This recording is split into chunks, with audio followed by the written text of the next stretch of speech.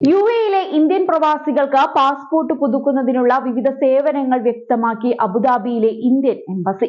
Passport പുതുക്കൽ സംബന്ധിച്ച് ലഭ്യമായ സേവനങ്ങൾ മനസ്സിലാക്കാനും സുഗമമായ പാസ്പോർട്ട് പുതുക്കൽ പ്രക്രിയ ഉറപ്പാക്കാനും പ്രവാസികളെ സഹായിക്കുന്നതിനുള്ള മാർഗനിർദ്ദേശങ്ങളാണ് എംബസി പുറത്തിറക്കിയിരിക്കുന്നത്.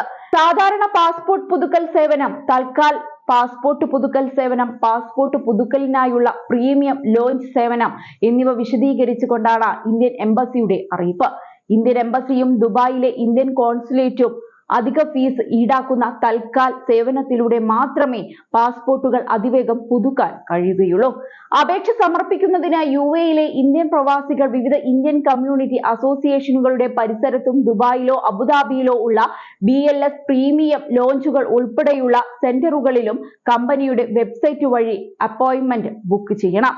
തൽക്കാൽ പാസ്പോർട്ട് പുതുക്കൽ സേവനം തേടുന്നവർക്ക് മുൻകൂർ നിയമനം ആവശ്യമില്ല. പ്രീമിയം ലോഞ്ച് സർവീസ് വഴി സമർപ്പിക്കുന്ന പാസ്പോർട്ടുകൾ സാധാരണ സമയപരിധിക്ക് കീഴിലാണ് പ്രോസസ് ചെയ്യുന്നതെന്നും മിഷൻ വ്യക്തമാക്കുന്നുണ്ട്. 3 തരം പാസ്പോർട്ട് പുതുക്കൽ സേവനങ്ങളും തമ്മിലുള്ള വ്യത്യാസങ്ങൾ എന്തൊക്കെയാണ് എന്നല്ലേ? സാധാരണ പാസ്പോർട്ട് പുതുക്കൽ സേവനം എംബസിയോ കോൺസുലേറ്റോ വഴി പോസ്റ്റ് ചെയ്യുന്നതാണ്.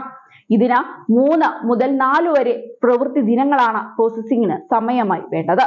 ഇഷ്യൂ ചെയ്യുന്നതിന് മുൻപ് ഇന്ത്യയിലെ പോലീസ് ക്ലിയറൻസിന് വിധേയമാണ്. തൽക്കാൽ പാസ്പോർട്ട് പുതുക്കൽ സേവനം അടിയന്തര ആവശ്യങ്ങൾക്കാണ് ഫാസ്റ്റ് ട്രാക്ക് ഓപ്ഷനാണ്. ഇവിടെ പാസ്പോർട്ട് നൽകിയതിനു ശേഷമാണ് പോലീസ് ക്ലിയറൻസ് നടക്കുന്നത്. 12 മണിക്ക് മുൻപ് അപേക്ഷിച്ചാൽ അടുത്ത പ്രവൃത്തി ദിവസമോ അതേ ദിവസം തന്നെയോ പാസ്പോർട്ട് നൽകും. മുൻകൂർ അപ്പോയിന്റ്മെന്റ് ഇല്ലാതെ തന്നെ അപേക്ഷ സ്വീകരിക്കും.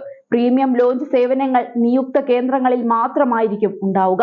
ഇത് ഫാസ്റ്റ് ട്രാക്ക് സർവീസ് അല്ല. പാസ്പോർട്ടുകൾ സാധാരണ സമയപരിധിക്ക് കീഴിലാണ് പ്രോസസ് ചെയ്യുന്നത്. അതേസമയം യുഎയിൽ നിന്നുള്ള ഒരു സന്തോഷ വാർത്ത എന്തെന്നാൽ മിഡിൽ ഈസ്റ്റിലെ പ്രധാന റൂട്ടായ UAE ഇന്ത്യ റൂട്ടുകളിൽ ടിക്കറ്റ് നിരക്കിൽ വലിയ കുറവ് വന്നിരിക്കുന്നു എന്നതാണ്.